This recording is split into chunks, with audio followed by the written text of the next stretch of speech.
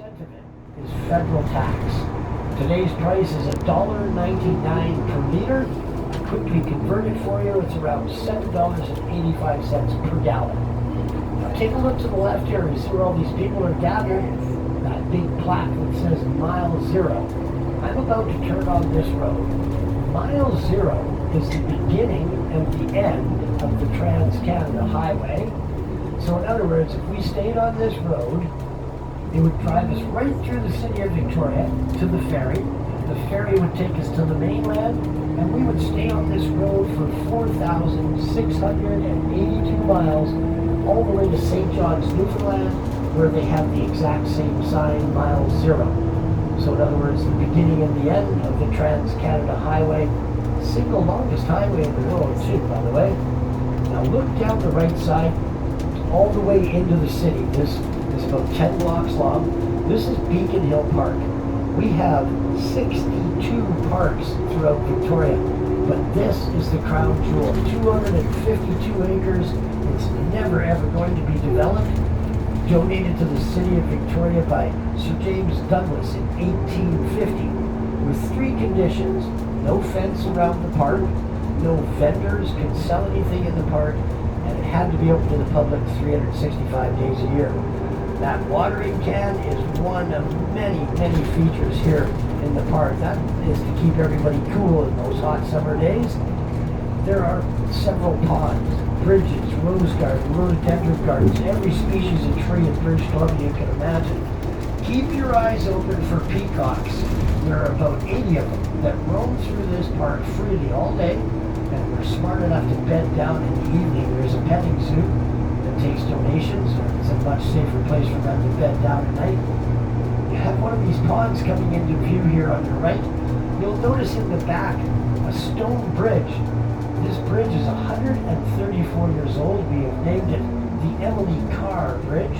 She's a very famous artist and poet here from Victoria. Notice the log here in front with all the turtles sunbathing in it, only till the sun goes down and then the ducks take over. And like I said, the park has everything. You saw the watering can back there. It has a basketball court, baseball diamond, tennis court, lawn bowling facility, a practice putting green for your golf game, soccer field, cricket pitch, rugby pitch, amphitheater for live entertainment, and of course the big attraction is the petting zoo. Kids love it because of the baby goats, but the adults love the peacocks. And they are a spectacular bird until they want to cross the street. Then they're not so spectacular because you're there for half an hour, and that's a local problem, not yours. But also in this park and throughout our city, I guarantee there's probably 30 black-tailed deer living in this park. There's probably 1,000 throughout our city, and more like about 7,000 or 8,000 on the island. They are not afraid of us. They'll eat our gardens, and we are a city of gardens.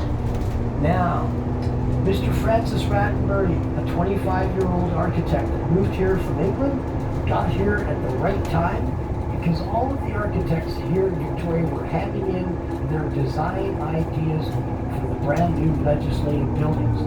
They chose Mr. Rattenbury's design, and what you're about to see in the Inner Harbor, that was his very first endeavor here in our city. Now, when he finished the legislative buildings, he did such a good job, they asked him to build the Empress. On our left, you're looking at the back of the Empress. I'm going to drop you off in front.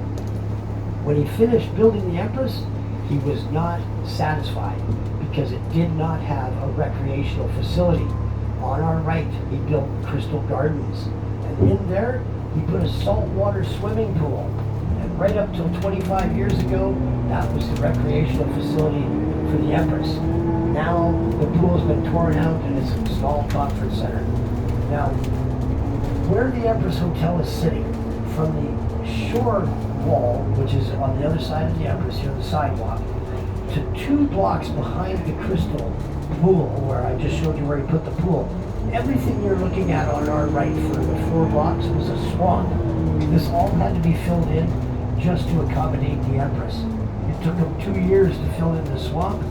Then he drove 2,700 pilings, 200 feet into the ground, and to this day, the section of hotel he built has only sank 3 1/4 inches. Legislative buildings on our left with the green domes, Empress Hotel. You can see the double-decker in front of us here on the right. That is the hop-on, hop-off. And we share this stop with him. This is our shuttle stop. This is where you need to come back to in order to catch the shuttles back to the cruise ship. About every 10 to 15 minutes, you can see one of our ticket agents with the yellow shirt on. So once again, folks, my name's Graham. I hope you've enjoyed the commentary. Your gratitude is always appreciated. And if you catch my shuttle on the way back, I'll carry on. If I don't see you again, I wish you all a safe journey home. And thank you for taking the time to come in and visit our city. All right.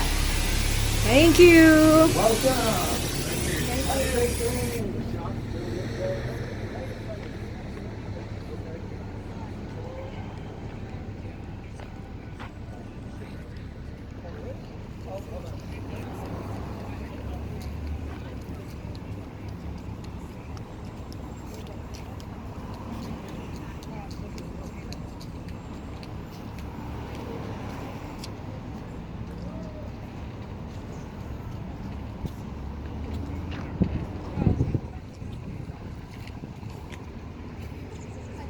Almost there.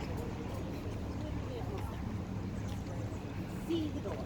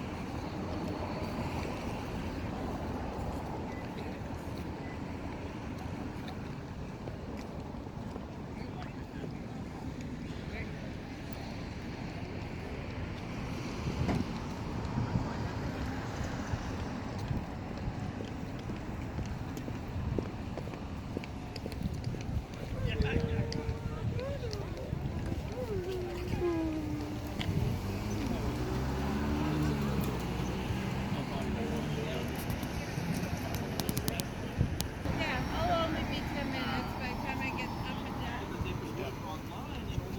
In case I'm in the water. A lot of people ended up using those airplanes.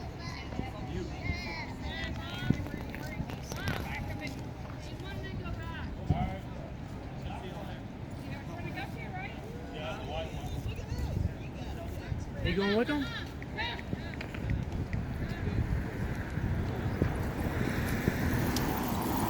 They need to make sure they ask before you get on. Some of those are tourist boats.